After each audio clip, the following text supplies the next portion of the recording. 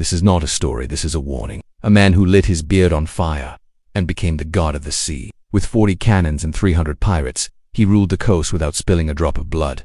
Kings feared his gaze. Cities surrendered without a fight, until betrayal struck from within a governor's secret plot. They cut off his head and hung it from a ship. But he didn't die. They say his headless body still walks the ocean. He wasn't just a pirate. He became an immortal curse. Think, pirates. Watch till the end. What you're about to discover changes everything. A bearded demon drifting across the ocean. Blackbeard. At the mere mention of his name, sailors trembled and turned pale. His blazing eyes, smoke rising from his beard, and blood-stained sword in hand made him look more spectre than man. But where did this terrifying persona originate? Was he born a monster, or did the cruel tides of history forge him into one? In this chapter, we dive deep into the past, tracing the metamorphosis of a British sailor into one of the most feared pirates of all time. In the late 17th century, in the bustling port city of Bristol, England, a boy named Edward Teach was born. The exact date of his birth remains uncertain, but historians believe it occurred around 1680. Bristol, teeming with commerce and maritime activity, was an ideal place for a young boy to be captivated by the sea. While little is known about his family, it is widely accepted that Teach came from a moderately well-off background. He was literate, educated, and possessed knowledge of mathematics and navigation, traits rare among the average pirate. As a young man, Teach likely joined the British Navy or served on a private merchant vessel. Eventually, he found himself drawn into the conflict known as Queen Anne's War, a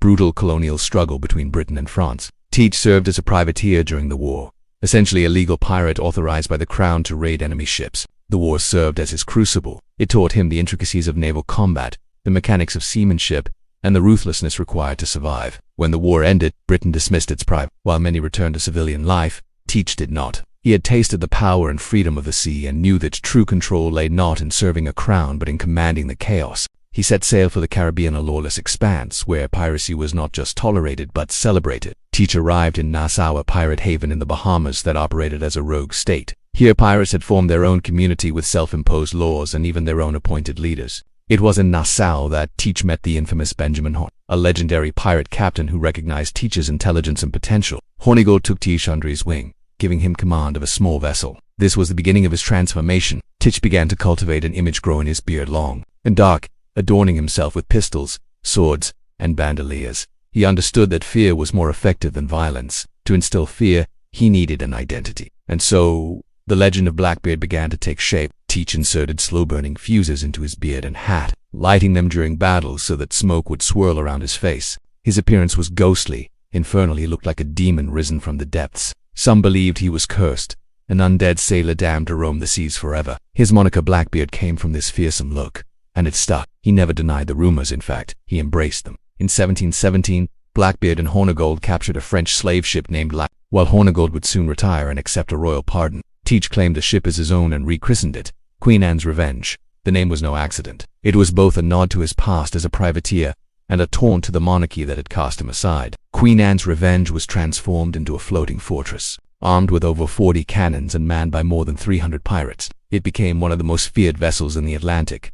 Wherever it sailed, terror followed. Merchant ships surrendered at the sight of its sails. Ports went silent when word spread that Blackbeard was near. At this point, Blackbeard reached the peak of his psychological warfare strategy. He avoided unnecessary combat. Instead, he relied on his terrifying reputation to secure victory. If fear could win a battle without a single shot, why waste gunpowder? He cultivated myths around himself, stories that he adorned his cabin with human bones, that he drank gunpowder-infused rum, that he communed with the devil. Were these tales true? Perhaps not. But Blackbeard never corrected them. He knew fear was his most powerful weapon. Life aboard his ship was a strict, militaristic society. Blackbeard was judge, jury, and executioner. He ruled with calculated severity. Disobedience was punished harshly, yet he also rewarded loyalty. He occasionally held wild feasts, distributing rum and singing songs, building camaraderie among his men. He understood leadership. He didn't need to be loved, he needed to be obeyed. Edward Teach, the literate, disciplined British sailor, had become something else entirely.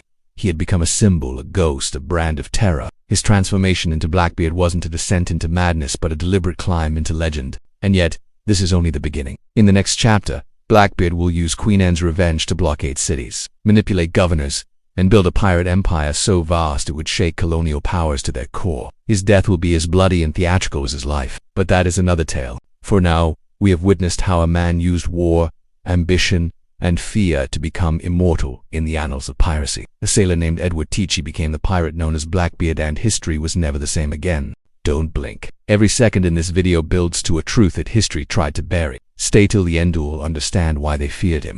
In the chaotic waters of the early 18th century Caribbean, one ship emerged not just as a vessel of war, but as a symbol of fear, dominance, and calculated psychological warfare. That ship was the Queen Anne's Revenge. Commanded by the fearsome Edward Teach, better known as Blackbeard, this French slave ship was transformed into the most formidable pirate flagship in maritime history, armed with 40 cannons and crewed by over 300 hardened men. This is the untold story of how Blackbeard turned a captured ship into a sea-bound empire of terror. In the fall of 1717, Blackbeard, then still operating under the mentorship of Benjamin Hall, seized a large French slave ship known as La Concorde off the coast of the Caribbean. La Concorde had just completed a grueling leg of the transatlantic slave trade and was suffering from disease, malnourishment, and low morale. Her crew had neither the strength nor the will to resist. Blackbeard recognized the potential immediately. La Concorde was large, sturdy, and built for long voyages. She had ample space for cargo and weaponry and was faster than most vessels of her class. To Blackbeard, she wasn't just a ship, she was a symbol of future dominance. While Hornigold accepted a royal pardon soon after,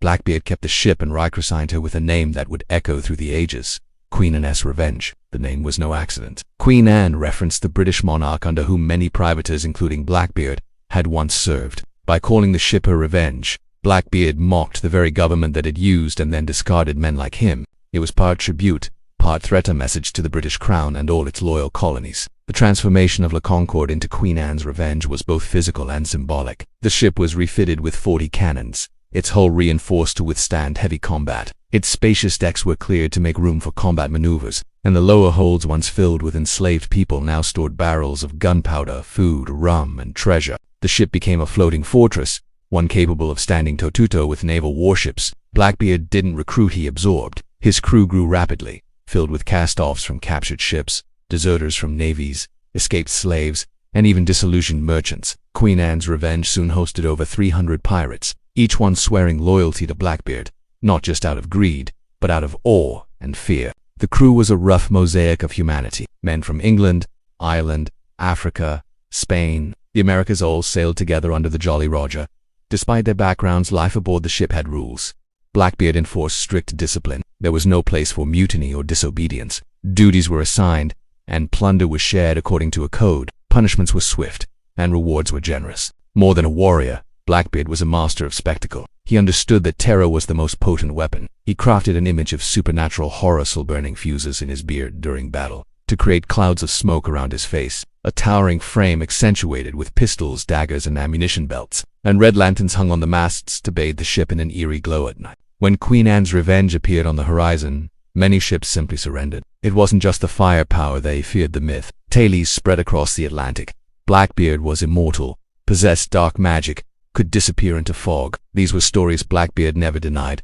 They were tools in his arsenal. His psychological warfare worked. An entire port shut down upon hearing rumors of his approach. Governors scrambled to protect colonies. Merchant vessels altered courses, lost profits, or paid tributes to avoid destruction. The pinnacle of Queen Anne's Revenge's career came in May, when Blackbeard executed one of the boldest pirate operations in history, the blockade of Charleston, South Carolina. With a fleet of ships and his flagship at the lead, he sealed the harbor and held the city hostage for nearly a week. He captured multiple merchant ships and took several high-profile hostages, including members of Charleston's elite. His demand was not gold, but medical supplies likely to treat ailing crew members. The colony, unprepared for such a siege, panicked. With no navy strong enough to resist, they negotiated. Blackbeard got everything he asked for. Not a shot was fired. The hostages were released unharmed. The entire operation showcased the terrifying efficiency of Queen Anne's Revenge and the brilliance of her captain. But the age of impunity was ending. Colonial governments, under pressure from the British Crown, began cracking down on piracy. Blackbeard, always a step ahead, sought a royal pardon. In June 1718, he sailed to Bath, North Carolina, and received a pardon from Governor Charles Eden. Still, a pirate does not change so easily. While publicly retired, Blackbeard continued to plunder in secret. Queen Anne's Revenge, however, had become too recognizable, too infamous. Its sheer size made it difficult to hide. Later that same month, Queen Anne's Revenge ran aground on a sandbar near Beaufort Inlet. Whether it was accidental or deliberate remains a subject of debate. Some historians believe Blackbeard sabotaged the ship to downsize his crew and protect his treasure. Whatever the truth, the ship was abandoned, The legend, however, was just beginning. For centuries, Queen Anne's Revenge was lost to time. But in 1996, a team of marine archaeologists discovered a wreck off the coast of North Carolina. The evidence, cannons, anchors, artifacts matched perfectly. They had found her. Recovered items included medical tools, navigation instruments, personal belongings, and weaponry. Every discovery added to the legend. Museums today showcased relics from the ship, and her story continues to captivate the public imagination. But artifacts can only reveal so much. They cannot recreate the fear that spread like wildfire when Queen Anne's Revenge was sighted. They cannot replicate the silence that fell over port towns when Blackbeard's sails appeared. That fear was real. That silence was deafening. Queen Anne's Revenge sailed for less than a year under Blackbeard's command, yet her impact was seismic. She was the perfect tool for a pirate who understood that war could be waged with symbols, with shadows, and with silence. She was more than a ship. She was an empire, a statement, a nightmare carved into the waves. While Blackbeard's story continued after her grounding, he would never again command such a fearsome vessel. Queen Anne's Revenge was the height of his power, the mirror of his ambition. And in the end, it was the weight of that ambition that perhaps led to his doom. From fire-bearded terror, two ghosts in the sea. Only those who watch till the final second will know how his legend truly ends. In the golden age of piracy, the oceans weren't merely highways, they were battlegrounds. And no pirate waged war with more ruthless precision than Edward Teach, better known as Blackbeard. He didn't just steal treasure, he terrorized entire towns, commandeered fleets, and left behind a trail of fire, blood, and fear. This chapter explores the violent rise of Blackbeard's pirate empire, where coastal cities were besieged, ships were looted, and the dead told no tales. Blackbeard was more than a marauder, he was a strategist of fear. Every raid he launched, every harbor he approached, was done with theatrical precision. His goal wasn't always treasure. Sometimes it was control, and sometimes it was to send a message. He operated not only at sea but deep into the psychological terrain of his enemies. With Queen Anne's Revenge as his floating stronghold, he turned entire coastlines into zones of terror. He preferred the east coast of the American colonies, places like the Carolinas. Virginia and Georgia, where small ports thrived on trade but were defenseless against pirate aggression. Small coastal settlements, many of them lacking even basic fortifications, stood no chance against Blackbeard's fleet. He would sail in slowly, let the black sails rise against the morning light, and wait. The anticipation would build, the rumors would spread, and the port would collapse into panic before a single cannon was fired. When he attacked, it was swift and overwhelming. Merchants were stripped of cargo, harbor officials were taken hostage, government outposts were looted or torched. In towns like Bath, Beaufort, and New Bern, Blackbeard's name became synonymous with lawless dread. But his violence wasn't random. He often left civilians unharmed, particularly if they cooperated. His message was clear: resist and suffer, submit and live. Blackbeard's preferred prey, however, was at sea. Merchant ships laden with sugar, spices, silk, and rum made perfect targets. His tactics were elegant in their simplicity: sail fast, approach under false flags, and strike when within range. Once the trap was sprung, surrender was the only sane option. His crew would board with brutal efficiency. The officers were taken prisoner, the crew was locked below deck or dumped ashore. The cargo, everything from gunpowder to cloth to gold, was catalogued and hauled aboard Queen Anne's Revenge. On occasion, if the captain resisted or insulted him, Blackbeard made an example kill. These punishments weren't just retribution, they were spectacle, ensuring the legend of Blackbeard grew darker with every retelling. Blackbeard didn't kill indiscriminately, but when he did, it was decisive. Some of the deaths were swift blades across throats, a pistol shot to the temple. Others were ceremonial and cruel. A merchant captain hanged from the mast as a warning. A mutineer burned alive in a barrel of pitch. Fear was a tactic, and so was rumor. It was said he once killed his own crew member in front of the others just to remind them who held the power. Whether or not it's true, no one dared question him. In one of his most chilling acts, Blackbeard marooned a group of sailors on a barren island with only a bottle of rum and a pistol. Choose your fate, he reportedly told them. These weren't just crimes, they were psychological warfare. Governors and naval commanders became obsessed with stopping him. He had cost the crown thousands in lost cargo and taxes. He had made the colonies look weak, but attempts to catch him failed repeatedly. He had an uncanny ability to vanish into fog or duck into hidden coves along the Outer Banks. He manipulated colonial politics as well. He bribed officials, struck secret deals, and created complex webs of allies and informants. Some even say he caught the governor of North Carolina in on his loot in exchange for safe harbor. He didn't just conquer by force, he played the system like a master. One of Blackbeard's final major raids was on a Spanish treasure ship en route from Havana. The battle was short but fierce. Cannons roared, splinters flew, and blood washed across the decks. Blackbeard's men stormed aboard and captured chests of gold, jewels, and Spanish silver. It was said the haul was worth a king's ransom. But what followed was more important than the treasure. Blackbeard vanished for weeks. Rumors swirled he had sailed to Europe. He had died. He had become a ghost haunting the sea. When he returned, it was to a very different world. By late 1718, the golden age of piracy was collapsing. New laws passed by the crown imposed the death penalty on all pirates. The Royal Navy was expanding its patrols. Colonial leaders who had once looked the other way now wanted pirate heads on pikes. Blackbeard, ever the survivor, tried to adapt. He sought amnesty, played politics, and reduced his visibility.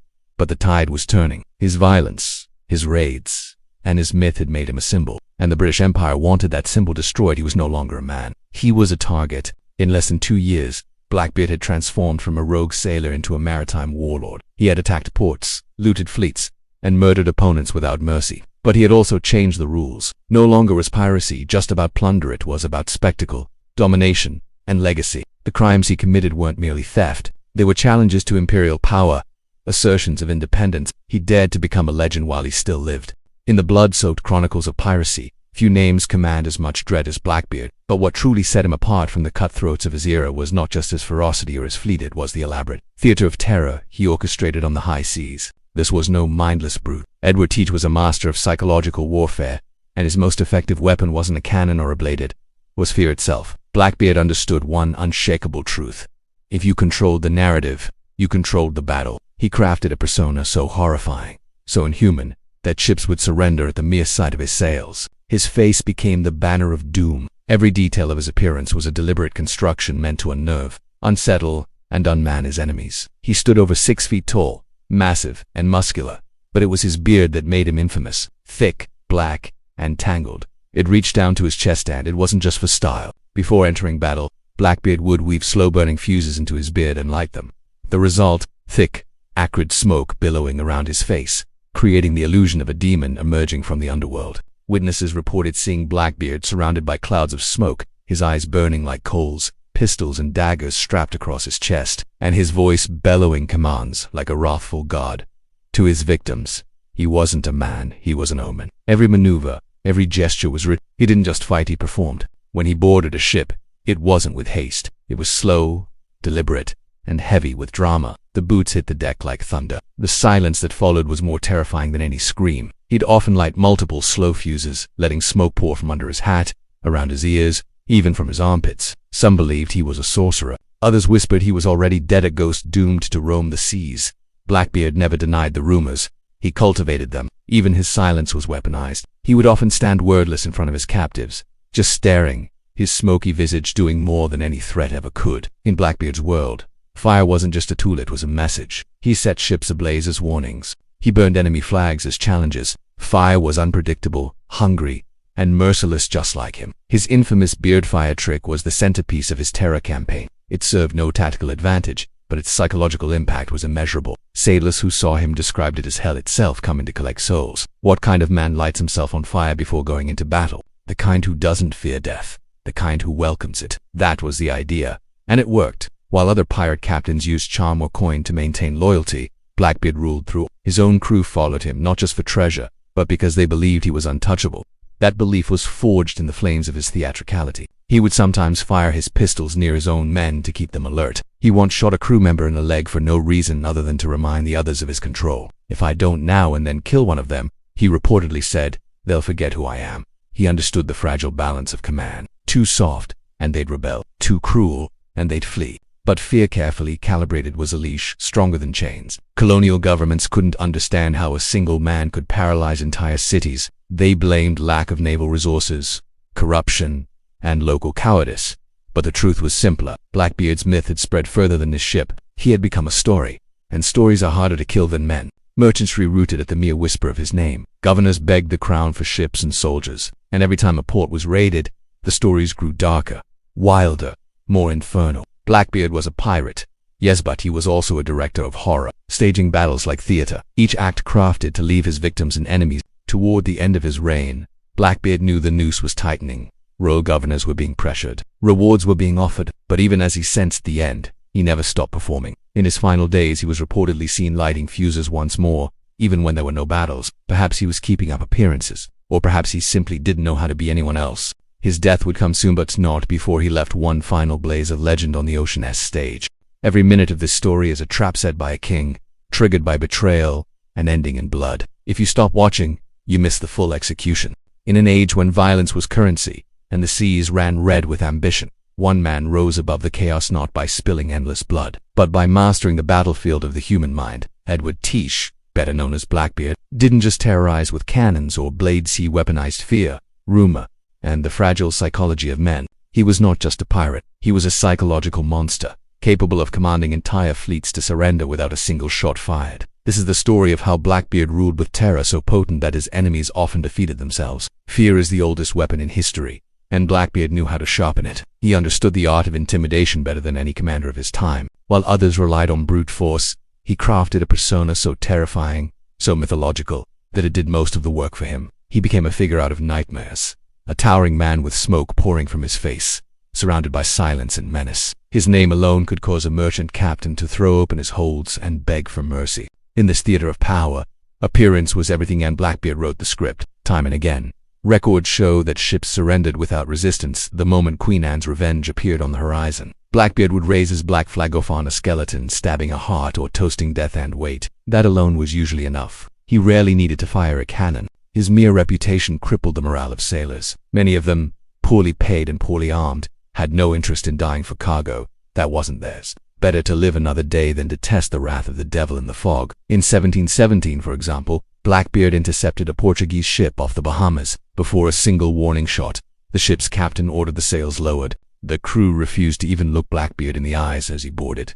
No deaths, no wounds, just complete surrender. Blackbeard's tactics weren't just psychological, they were practical. Every battle avoided meant less damage to his ships, fewer dead crew members, and more intact cargo. War was costly. Fear was cheap and effective. His crew loved this strategy. It preserved their strength, reduced risk, and kept morale high. It also meant fewer reprisals from colonial governments, since massacres and chaos drew more attention than quick, bloodless heists. By making violence the threat rather than the reality, Blackbeard extended his reign and minimized the backlash. He showed that the most efficient pirate was one who could win without fighting. Blackbeard was known for his commanding silence. While many pirates yelled and threatened, he often stared, just stood there, fully armed, face shrouded in smoke, saying nothing.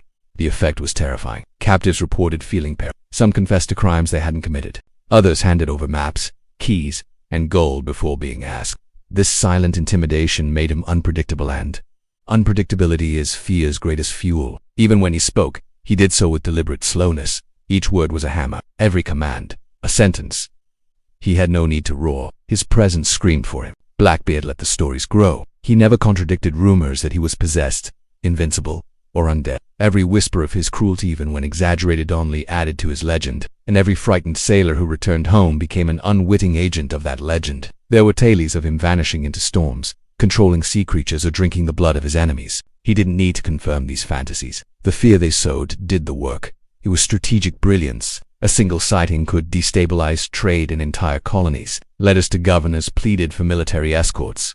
Ports shut down, ships and Blackbeard had to do nothing but exist. Blackbeard would often chase a ship for hours, playing with distance like a predator testing prey. He'd let them think they might escape, then close in fast. The chase itself exhausted the crew mentally and physically. By the time he arrived alongside, most were already broken. No speeches, no warnings, just a silent figure standing on the deck waiting for them to give up. He even used music drummers, fiddlers, and fife players to create an eerie, rhythmic approach. It sounded like a funeral procession, growing louder as his ship neared the effect. Panic Blackbeard didn't just inspire fear in enemies, he cultivated it among his own men. It kept them loyal. He was fair with plunder, but brutal in discipline. He made examples when needed, and like all great manipulators, he mixed kindness with terror. There are records of him sitting with his men, drinking and joking, then turning on one of them with a blade to remind the rest of his control. Once he marooned several crew members for disrespect. Another time he fired his pistols near a sleeping officer just to prove a point. But his cruelty wasn't random, it was calculated. The crew feared him, but they also believed in him. They followed him into danger not because they loved him, but because they believed he would win. In 1780, the city of Charleston, South Carolina, experienced Blackbeard's greatest psychological triumph. With a fleet of ships, he blockaded the harbor not with firepower, but with presence. He seized several ships, took hostages, and demanded medicine. Not gold, not rum, medicine. The city, terrified of destruction, complied immediately. Not a shot was fired. The city surrendered to the myth, and once again, Blackbeard proved that fear could move governments faster than any cannon. Blackbeard's greatest victories were fought not with weapons, but in the minds of men. His shadow stretched across oceans. His silence echoed louder than explosions, and his name became a spell that could halt trade, empty taverns, and change the course of ships. He didn't need to chase every enemy. His legend did it for him. He didn't need to kill because fear killed resolve. His life may have ended in blood, but his power was always born in silence, smoke, and suggestion. As the golden age of piracy waned, so too did the invincibility of its most feared figure. Though he had mastered fear, legend, and manipulation, no man could escape the tightening noose of empire forever. What brought down the Pirate King wasn't a cannonball or a mutiny, it was a betrayal. Behind the final battle that ended Blackbeard's reign lay a secret plan, crafted in shadows by powerful men, led by Virginia's ambitious Governor Alexander. This is the final act in Blackbeard's tragic, brutal, and unforgettable saga. By mid-1718, Blackbeard had secured a royal pardon and retired, at least publicly. He settled in Bath, North Carolina, married a local girl, and claimed to have left piracy behind. But beneath the surface, he was still operating from hidden coves and secluded islands, plundering quietly, dealing with corrupt officials, and keeping his legend alive. His presence was both tolerated and feared. Local merchants and officials suspected his activities, but many benefited from the black market goods he funneled into the colony. It was a tense peace, held together by bribes and secrets. One man, however, would not tolerate it: Governor Alexander Spotswood of Virginia. Spotswood viewed Blackbeard not just as a criminal but as a challenge to royal authority. While North Carolina's leadership turned a blind eye, Spotswood saw an opportunity for glory, for power, and for political advancement. He began gathering intelligence on Blackbeard's movements. Through spies, he learned of his hideouts in the inlets and marshes of Ocracoke Island. He also knew that any direct move could be seen as a violation of North Carolina's jurisdiction. So, Spotswood plotted in secret. In late November 1718, without consulting the North Carolina governor, Spotswood dispatched a sloop's ranger and under the command of Lieutenant Robert Maynard of the Royal Navy. Maynard was young, bold, and hungry for recognition. The orders were clear: track down and eliminate Blackbeard. No negotiations, no pardons, no survivors. Spotswood paid for the mission out of his own pocket, intending to reimburse himself later through seized pirate loot. He told no one in North Carolina. The entire operation was off the books and illegal by colonial standards. Maynard and his men set sail toward the Outer Banks, navigating the shallow, treacherous waters where Blackbeard was rumored to anchor. They carried few cannons, opting instead for speed and stealth. Meanwhile, Blackbeard was anchored near Ocracoke Island, unaware of the storm gathering on the horizon. He was celebrating, drinking with friends, his ship lightly guarded. Some reports suggest he had only 20 to 30 men on board. On the morning of November 22, 1718, Maynard's ships appeared near Blackbeard's anchorage. At first, Blackbeard didn't take them seriously. He assumed they were merchant vessels or maybe smugglers. But when they raised the British ensign, the truth dawned. Blackbeard quickly prepared for battle, cutting anchor and maneuvering his ship into the narrow channel. The sloop Jane, commanded by Maynard, drew closer. In a clever move, Maynard ordered most of his men below deck, making it seem like his ship had been decimated. Blackbeard took the bait. As Blackbeard's ship pulled alongside, he shouted across the water, "Damn you four villains! Who are you?" Maynard replied calmly, "You'll know soon enough." Blackbeard opened fire. Cannon blasts tore through Jane's rigging. Smoke and blood filled the air. Blackbeard prepared to board, confident in his victory. But just as his pirates leapt onto Jane's deck, Maynard's hidden men surged out. A brutal melee erupted. Cutlasses clanged, pistols cracked, men screamed. The two leaders met face to face. Maynard later described Blackbeard as a tall man with a fierce look, wild eyes, and a thick black beard twisted with slow-burning fuses. They fought with swords and pistols, slashing and firing in close quarters. Blackbeard was shot multiple times, slashed across the throat, yet kept fighting. Witnesses claimed he was stabbed over 20 times before finally collapsing. Blackbeard fell, dead, in a pool of blood on his own deck. Maynard, wounded but alive, ordered his body decapitated. The head was hung from the bowsprit, as proof the legend had been silenced. His body was thrown into the sea, where, as legend claims, it swam around the ship before sinking. The battle was over, the monster was slain, but the legend had only just begun. Maynard returned to Virginia with Blackbeard's head, which was placed on a pike at the entrance to Hampton Harbor. It remained there for months, a warning to all who dared follow in his footsteps. Spotswood was hailed as a hero in Virginia, though criticized by some for overstepping authority. He argued that piracy threatened the entire colonial economy and that drastic measures were necessary. No treasure was ever found. Blackbeard's wealth, if it existed, was hidden, lost, or spent. Rumors of buried gold still stir treasure hunters today. Though he was dead, Blackbeard's legend only grew. Songs, stories, and plays immortalized him. Children whispered of the bearded ghost of the Carolinas, Sailors feared his restless spirit. His story became folklore. In the end, Blackbeard was more than a pirate. He was an idea symbol of rebellion, independence, and fear. He lived like a storm, died like a warrior, and became a myth. And it all ended with a betrayal planned in silence, executed in shadows, and remembered for centuries. What happens in the last 30 seconds will haunt you. Watch the whole story unfold before you decide what's real and what's legend.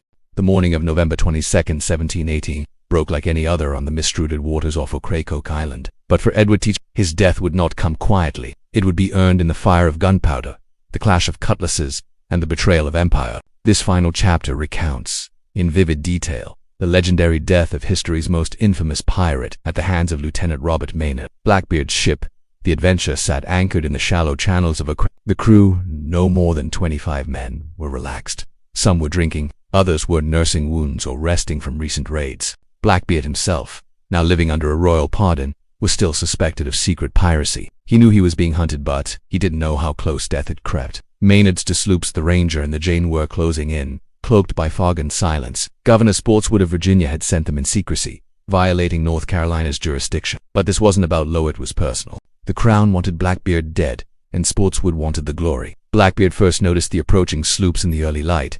He gave no sign of panic, just a growl to his crew. "Prepare to fight," he said. The Adventure was lighter than Maynard's ships, but fast in shallow water. He maneuvered toward the channel's mouth, daring the British to follow. Maynard's ships followed closely, but they had run aground briefly, buying Blackbeard time. When they floated free, Maynard ordered the cannons readied. He wanted the element of surprise. Blackbeard, not as hardly surprised, opened fire first. Blackbeard's cannons roared. A blast tore through Jane's hull, killing several of Maynard's men instantly. The sea frothed with blood and wood. Blackbeard laughed. He thought the job was done. But Maynard had planned for this. He had hidden most of his men below deck. When Blackbeard's pirates boarded the Jane, they found what looked like a ghost ship, baddies strewn, silence looming. Maynard's men surged from below with pistols drawn and cutlasses raised. A brutal hand-to-hand battle began. Steel rang against steel. Pistols cracked. Men screamed. The decks became Blackbeard and Maynard met in the center of the chaos. Both were seasoned warriors, drenched in sweat and smoke. Blackbeard was a monstrous figure, his beard coiled and smoldering, pistols strapped across his chest, sword gleaming red. They fought like beasts. Maynard swung, missed. Blackbeard lunged, slicing Maynard's coat open. Maynard fired a pistol. Blackbeard staggered but didn't fall. He kept coming. Another slashed. Another shot. Still he stood. It took 5 gunshots and over 20 sword wounds to bring the Pirate King down. When he finally fell, he dropped to his knees, eyes blazing, and then collapsed into the gore-soaked deck. Maynard didn't breathe until he saw Blackbeard's chest stop rising. To prove the mission's success, Maynard ordered Blackbeard's head severed.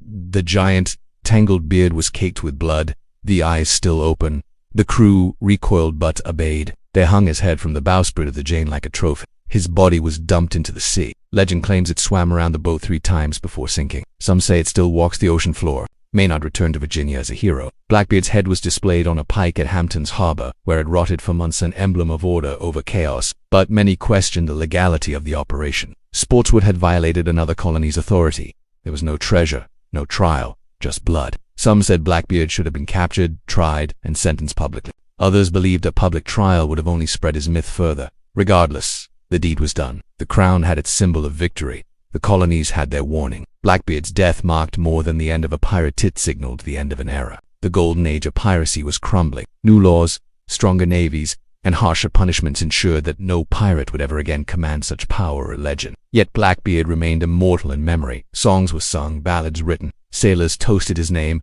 and children feared the ghost with a smoldering beard. Even today, people say you can hear his voice in the wind through the Outer Banks. Locals claim to see a bearded figure walking the shores at night. They call him Teach. They say he's looking for his head. Whether man, monster, or myth, Blackbeard's death was more than murder. It was execution, betrayal, and transformation. He didn't just die, he became legend. The man was dead, his body tossed into the sea, his head impaled on a pike. Yet more than 3 centuries later, Edward Teach, in whispered tales, in sailor songs, and among the storm-racked shoals of North Carolina, his shadow lingers. What remains after death? For Blackbeard, the answer is legend, and perhaps something more. This final chapter explores the haunting afterlife of the world's most infamous pirate. How his story evolved, what truths may remain buried beneath the waves, and why the myth of Blackbeard refuses to die. Locals in the Outer Banks have long spoken of a headless figure walking the shores near Crocock Island. On stormy nights, some claim to hear boots crunching on wet sand, or a voice low guttural calling out from beyond the surf. Where's my head? Fishermen report ghostly lights near the site of Blackbeard's final battle. Boats rock mysteriously in calm water. Compass needles spin. Radios cut to static. One enduring tale says his decapitated body swam around Maynard's ship 3 times before finally sinking, his will so powerful. Death itself couldn't claim him without a fight. The transformation of Blackbeard from man to myth began the moment his blood hit the sea. News of his death spread quickly, but so did the stories. Newspapers described the fight in dramatic language, the sheer volume of wounds, his refusal to fall, the ritual of his death. Readers across the colonies were captivated. Soon, ballads and tavern tales took on a life of their own. The myth grew. He wasn't just killed, he was martyred. He became a symbol of rebellion, independence, and wrath. Over time, the facts blurred. His beard grew longer in the telling, his crimes darker, his treasure greater, his death more dramatic. Perhaps no element of Blackbeard's legacy is more enduring than the legend of his hidden treasure. Despite centuries of searching, no confirmed hoard has ever been found. That hasn't stopped treasure hunters from trying. Some claim he buried gold in the swamps of North Carolina. Others point to the caves of the Bahamas or the ruins of old forts in Jamaica. A few believe he tossed it into the sea, cursing it to bring ruin to any who found it. In the 20th century, treasure divers risked their lives in treacherous waters, chasing tales passed down in family journals and cryptic maps. Some found cannonballs, rusted pistols, pieces of whole remnants of Queen Anne's revenge. But the gold, still lost, still waiting, or perhaps as some believe he never had it. The real treasure was fear, and that legacy lives on. From literature to film, Blackbeard has sailed through generations. Writers like Robert Louis Stevenson and filmmakers from Disney to HBO have kept his image alive. Sometimes he's a villain, sometimes a misunderstood anti-hero, always unforgettable. In these stories, the smoke still rises from his beard, the cannons still boom, and the man with no head still stalks the waves. Children dress as him on Halloween. His name graces ships, rum, brands, and festivals. But behind the costume is something deeper, a fascination with the boundary between history and horror. Skeptics argue that ghost stories serve a cultural purpose. They mark traumatic places with narrative. They warn, educate, entertain. But in the case of Blackbeard, the ghost isn't just for tourists. Locals who've lived in the Outer Banks for generations speak with conviction. They don't tell the story to scare you. They tell it like fact. There are even accounts of sightings from sailors, Coast Guard officers, and pilots. A dark shape in the mist. A figure walking in water where no one should be. A voice calling out through radios on dead frequencies. No one has ever proven anything. But then again, no one has disproven it either. Blackbeard has become more than a man. He is a symbol of defiance, of freedom from law, of terror balanced by charisma. He represents a part of the human spirit that refuses to be chained to end by death. In a world ruled by empires and taxes, he was chaos incarnate. He lived by his own rules. And when the world crushed him, he didn't vanish. He transformed. In trying to destroy Blackbeard, the British made him immortal. The pike at Hampton was meant to frighten. Instead, it inspired. The legend burned brighter with every attempt to snuff it out. What lives in stories cannot die in truth. Every retelling, every myth, every footstep heard on a foggy beach gives Blackbeard one more breath. He's still here, not in flesh, but in fire, smoke, shadow, and fear.